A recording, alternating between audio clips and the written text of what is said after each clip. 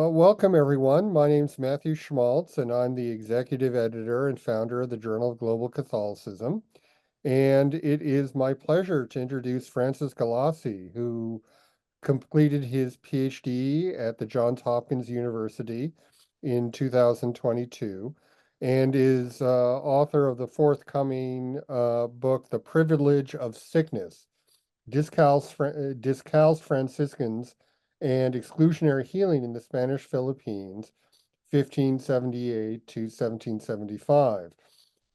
He's presently teaching at the Hathaway Brown School and will be a lecturer in history at Case Western Reserve University. Francis, welcome.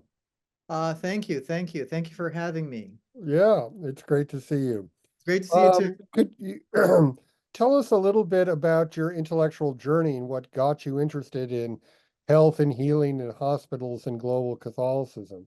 Of course, of course. Well, I grew up in the Philippines. I grew up in Manila, and Hmm. if there's something to be known about the Philippines, one of the things to be known about the Philippines is that it's a very, very Catholic country. Mm. So I went to Catholic school from kindergarten up to college, and I have been schooled by, I've been taught by nuns, by priests, and what have you. I've always had religion classes, and together with these religion classes are of course my history classes, and um, and sometimes they would tell us contradicting things. I would always like try to make sense of the opposite points of view that they tell us. My religion teachers, who are most of the time nuns, would tell us how welcoming the Catholic Church is, how merciful and loving and forgiving. And then my history teachers would say how the Spanish missionaries abused the indigenous Filipinos, how they were, worked to the bones, how they were sometimes never paid at all for the labor they did. And so growing up, I've always wanted to make sense of that contradiction, to establish where that disconnect is coming from. When I got to college, I majored in history, but I really didn't get to delve into those like issues in college because because college gives you like a survey understanding of history. But when I got to grad school, I was given the opportunity to really research these issues, to really make sense of why there was a disconnect between what my religion teachers were saying and what my history teachers were saying. And it's not always as as easy as as some of the explanations out there are. I don't want to accept a facile explanation of like, oh, maybe they just got not so good missionaries, or maybe the missionaries who went to the Philippines were like, the ones who were not really well trained enough or well prepared enough. And we know for a fact that's the opposite, because people who are signing up to be sent to overseas missions are some of the most well trained and most, pious of these missionaries. Hmm. And so I really wanted to make sense of that. And so, which is why when I started writing my dissertation, I told myself I really wanted to engage with the spirituality of the order, to really understand where they're coming from, to really understand how they see things and how they understand things. Right. So, I mean, that's so interesting in terms of the kinds of mixed messages that often you get about Catholic missionary activity. So, what did you find? Yes, I found out that there is, a deeper explanation, a more coherent and a more satisfying explanation to all of this. My research focused on the Discalced Franciscans and their Mhm. work in the Philippines. And I found out that there is very much a reason for why they did what they did in the Philippines. And I also, like, because I work in Spanish Philippines, I was also researching as an added to my work what was going on in Latin America. what the Mm. Franciscans were doing in Latin America. And I also like was satisfied with the results of my investigation.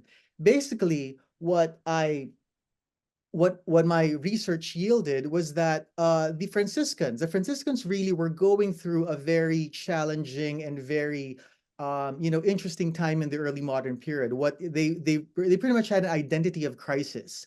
A lot of Mhm. them wanted to go back to the original concept of what a Franciscan was, or how Francis conceived the order to be. And a lot of these people in the early modern period, the Franciscans, believe that the Franciscans have somewhat lost sight of that original vision. Hmm. Uh, and in regaining that original vision, they kind of like established their own branches, which is why we have splits back then between, the observants and the conventuals, and eventually the observants would have a radical group, the Discalced Franciscans, which is what we have in the Philippines. Okay. So one of the interpretations, at least that I'm familiar with, of Catholic missionary activity, at least when it comes to health and so forth, has to do with biopower, and that this is, a way of extending Catholic power, extending Catholic influence in a very effective but also surreptitious way. What do you think about that as an explanatory framework? That is a very good, that's a very interesting, structure to understand how the Franciscan did what they did, Hmm. especially in Latin America. Biopower, as the definition that I'm working with is like, when, a government or a sovereign or an institution imposes its will on the personal will of the people, on Hmm. personal will. And usually this happens when there's a state of exception, when there is an era or a period where what is right and what is wrong, or what is legal and what is legal, is somewhat suspended for the good of society or for the good of the community. And we've Very had this interesting. very recently. We've had this during COVID, when the Hmm. government decided that, all right, you have to be vaccinated, or you follow all these rules, you have to wear a mask. And that's an example of biopower, when the government Hmm. pretty much like intervened that way with Yeah. personal will. Um, in the case of the Franciscans, we can approach this in two different ways.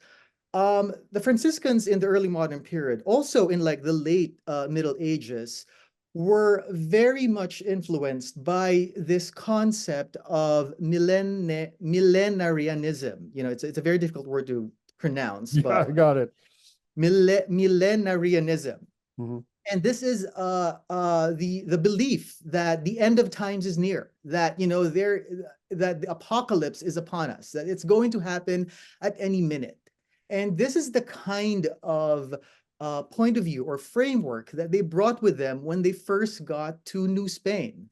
Hmm. When they got there, they actually believed that that the apocalypse is coming.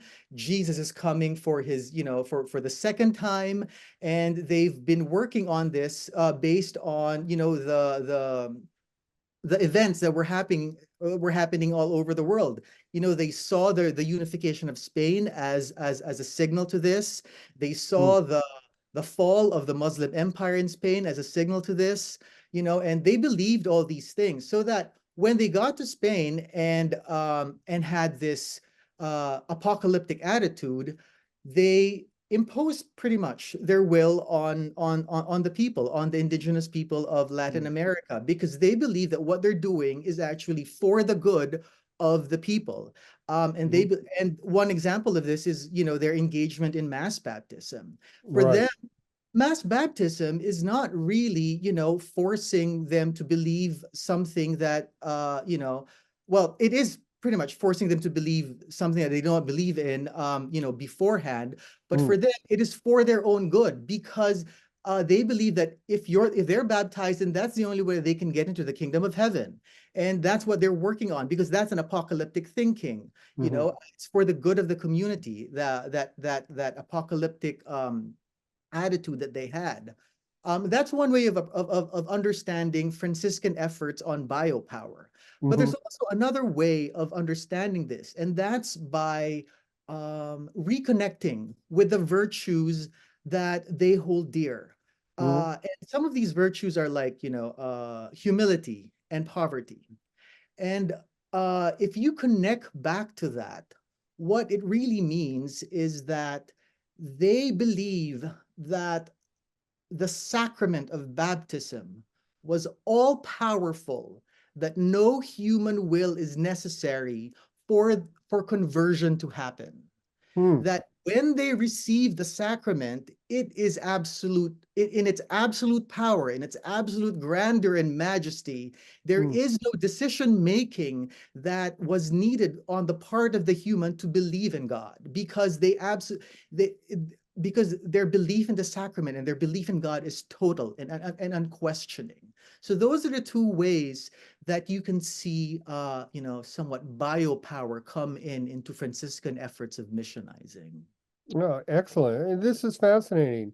I mean, from your work too, what are some misconceptions about Catholic missionary work and Franciscan missionary work in particular that you would like to dispel?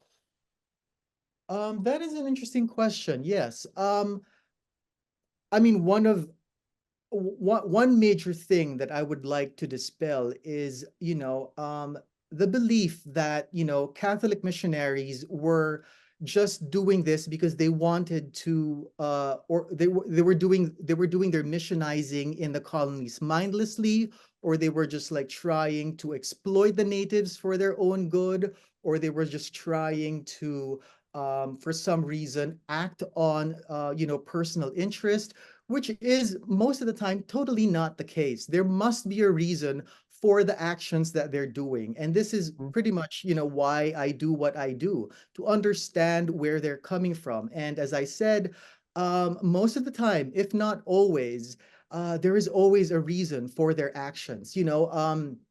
These missionaries are very, very, very religious people. They're very pious, and they know their Catholic doctrine inside and out. Mhm. They're not going on blind into into the mission fields. They always have a reason for it. And as like as modern day observers of what happened in the past, we kind of forgot the commitments and the priorities that these people had just to be out in the mission fields.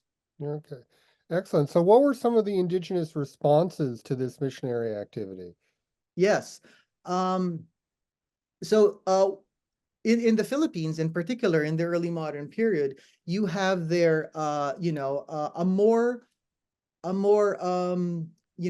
easier acceptance of the Franciscans, of the Discalced Franciscans, Hmm. because the Discalced Franciscans was very similar to their understanding of a healing religious person in indigenous society. Hmm. In the Philippines, that person, which is called the Babaylan, also had both healing and religious responsibilities. So the Discalced Franciscans coming into the Philippines kind of occupied that place. It's not difficult for them to understand, oh, this is a healing religious person. In the same way that the Babaylan, which is indigenous to us, is also a healing and religious person. And in that way, I think the Franciscans had a leg up over the other orders. The Jesuits and the Dominicans were very much involved in education. So they were Hmm. like, they were religious people establishing schools all over the place. So that was quite different from their understanding of what a religious person was, the indigenous Filipinos. But for the Franciscans, it kind of came more naturally, which is why actually, I came across a few documents where, the bequeathment of property to Discalced Franciscans would have contract stipulations that go like that went like, this this bequeathment of property or this bequeathment of land is valid so long as the property stays within the hands of the Discalced Franciscans. You Mm, know, something like that, because they totally understand what Discalced Franciscans, what their work was. So that's one way, the indigenous response was in the Philippines. okay. You talked a little bit about millenarianism among the Franciscans. Could you talk a little more about the intersection between their specific spirituality and what they were doing as missionaries, or what they Um, thought they were doing? Yeah, yeah, of course. Millenarianism was more of like a was more observed in the Latin American context. Okay. Because they're like observants and the observant Franciscans really embraced that. But for the Discalced Franciscans, it's a little bit different. What Mm, they embraced was the understanding that healing and healthcare practice is the best way to commune with Jesus. And mm, that's what they really want, because through the sick, through the wounded, they saw the wounded Christ, the wounded Jesus. mm, And in healing the wounded person or the sick person, they were in a way also trying to alleviate the pain and suffering of Jesus. And that's how they understood it, which is why my dissertation was titled The Privilege of Sickness. In a way, they privilege the sick, they privilege the wounded, which sometimes led to the sidelining, even the putting at risk of healthy people. And there were like chapters in my dissertation which talked about how their actions sometimes put healthy people at risk at the expense of like trying to make sure that the sick was really well taken care of. yeah, this is all really, really interesting. And I worked, for example, for the Missionaries of Charity when I was in India, and there was an interesting tension. On one hand, their spirituality was very much, compatible with what you're talking about with the Discalced Franciscans, in the sense that they're ministering to the suffering Christ. But on the other hand, there is, for the Missionaries of Charity, there was this notion that suffering in and of itself is a gift, and an opportunity for spiritual communion with Jesus. So how does that play out in your research and what you've observed? This notion of healing on one hand, and on the other hand, the celebration of suffering. Yes. Well, for Franciscans, the reason why they heal or the reason why they engage in healing is because they really believe in, they really believe in the dignity of the human body. Mm, And for them, the human body is, a worthy vessel of the divine, which is why back then you had the Dominicans and the Franciscans fighting over the doctrine of the Immaculate Conception. You ah, know, yeah, because the Franciscans were champions of the Immaculate Conception. mm-hmm, They absolutely believed that Mary, even though she was human, her body was worthy of carrying the divinity of Jesus. And um, and because of that, they placed a lot of emphasis on the human body, on the care of the human body. Um, and so um, and so engaging in healing, engaging in this healing practice is a way of honoring that dignity that Jesus mm, gave to the human body. And actually, any harm caused to the human body for them is harm caused to the dignity of Jesus. wow. That's very well put. So what does your research tell us more generally, not only about Catholic missionary activities, but Catholicism as a global religious institution or global religious movement? Yeah. As a global religious movement, you have there the Franciscans who approach healing and healthcare in a very, very unique way. They have reasons why they put themselves in the middle of plagues and epidemics. Hmm. Why they have a reason why they engage in mass baptism. They have a reason why they they embrace lepers, because it is a way, as I said, to commune with the suffering Christ. My dissertation actually examined Franciscan hospitals specifically, and Hmm. how these hospitals reflected that very unique spirituality that can only be observed among the Discalced Franciscans. And what do you mean by exclusionary healing? Yes, exclusionary healing is when because of their emphasis on the sick, because of their emphasis on the wounded, they kind of develop, and this, I didn't say this in my dissertation, but this is somehow the implication. They kind of develop some sort of myopic vision, that they only cared about the sick, they only cared Hmm. about the wounded, sometimes at the expense of the healthy, sometimes putting the healthy at risk. And I talked about this in one of my chapters, specifically about a leprosarium in Manila. The San Lazaro leprosarium, where their care for the sick, where their care for the lepers was absolutely extraordinary. That they let the lepers out of the leprosarium so that they can enjoy life, not thinking or not taking into consideration the contamination that it might bring to the rest of the Hmm. city. Sometimes that's a good example of sometimes putting the healthy at risk at the expense of just making sure that the lives of the sick and the wounded are as best as they could give them, or as best as they could make them to be. Are there any echoes of the dynamics that you talk about in your dissertation in contemporary Catholic practices regarding healthcare? That is there a kind of historical trajectory here that still is relevant? Um, in terms of looking at Catholic healthcare in the present moment, there is uh, there's not one can sometimes one can sometimes see some echoes of this, but there's really not much very a direct connection between Hmm. what they were doing back then and what Catholic healthcare providers are doing now. I guess this is because back then, when the Discalced Franciscans were running their hospitals, they pretty much had a you know had a license to do the way things they want to do things, Okay. the way things they Hmm. the way they wanted to do things, pretty Right. much.